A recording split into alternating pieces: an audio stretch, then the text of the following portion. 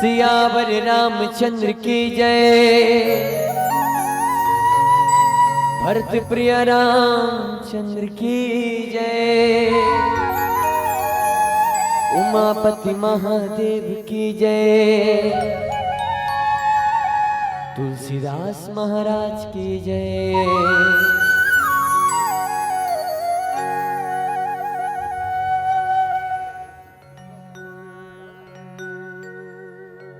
लड़ते रहे जो वतन के अनुबान के लिए, लड़ते रहे जो वतन के अनुबान के लिए, जो दे गए जान हिंदुस्तान के लिए। लड़ते रहे जो वतन के अनुबान के लिए, जो दे गए जान हिंदुस्तान के लिए।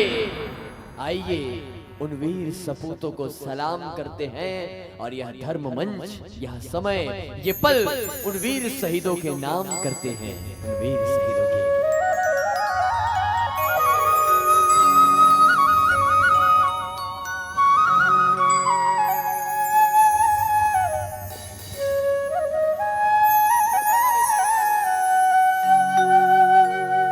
तोर बिन सुना गाँव, सुना ये नगरिया है।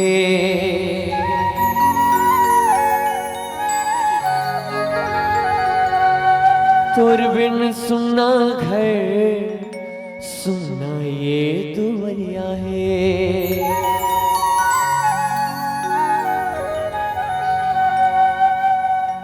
मोला भरोसा तुर भक्ति के हवेरा,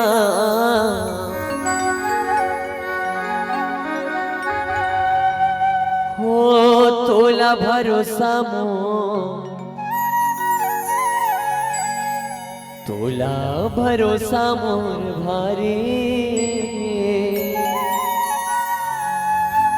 आजा ते आजा रघुराई,